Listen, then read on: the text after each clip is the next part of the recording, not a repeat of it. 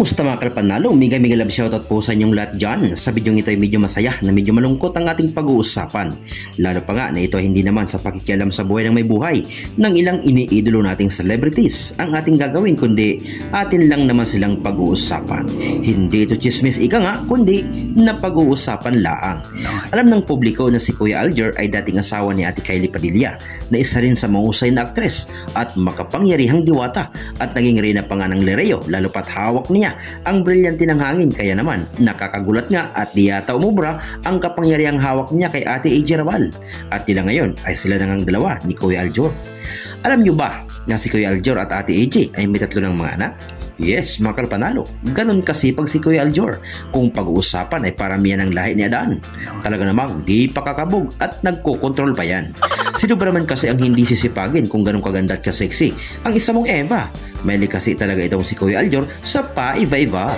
Mga kalpanalo, marami din ang nagtatanong kung ilan na nga ba talaga ang anak ni Ate AJ Rabal. Ayon sa nakalap nating impormasyon at talaga namang inamin niya sa social media kung ilan na nga ba ang kanyang anak.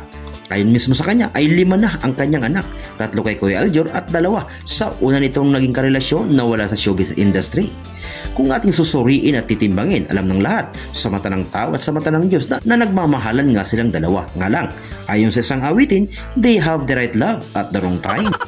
Lalo pa nga nang nag-post itong si Ate AJ Rabal ng isang video sa kanyang IG account sa pagsalubong sa panibagong taon na may label at minsay pang, "Well, I'm lucky woman and I just gotta tell him that I love him endlessly because love grows." Alalong bagay parang wala na yatang iba pang Adan ang aangkin sa matamis na masanas ni Ate AJ Rabal. As in, para sa kanya, siya na nga ang kanyang forever and ever love. Marami namang mga netizen ang nagkomento sa kanyang ipinost sa IG account. Ang iba ay negatibo at ang iba naman ay positibo. Ang ilan ay nagsabi na masakit ang isipin na iniwan ang 2 anak para lang din sa iba na may baby na. May isa rin na nag-comment na talagang ganun ang buhay, pinagtagpo pero hindi itinadhana. God has a purpose everything, kaya move on na lang po. Sila ngang involved ay nakamove on na, masaya sa kanya-kanyang buhay.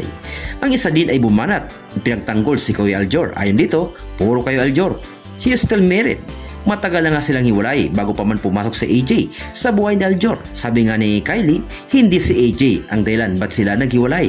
At sadyang matagal din lang talaga ang proseso ng annulment tips sa Pinas. Uubusin lahat ang pera mo sa case. Bumanat din ang isang nag-comment at nagsabi sa mga nagko-comment sa naturang post na, "Salute ako sa mga taong nagko-comment dito nang walang pangusga at pambabastos." Na kung tingin nila hero si Kylie, sana daw nila sabihin kay Kylie, sila ng 3 okay na. Hindi perfect si Kylie at Aljur, kaya respeto na lang ibigay nyo sa kanilang 3. Move on na sila, kaya move on na kayo. Kung sa bagay mga kalpanalo, tama din naman siya. Kaya sa mga may asawa dyan na may mga sariling Eva at Adan, abay, huwag ka na maghanap ng iba pang Eva at Adan para iwas sakit ng ulo at katawan. At para din dyan sa mga single at ready to mingle, abay, manigurado ka na sa paghahanap ng inyong Adan at Eva at baka maubusan ka at maunahan ka pa. Siguraduhin mo din lang na hindi yan mahilig sa saging at masanas ng iba para stress free and you live happily.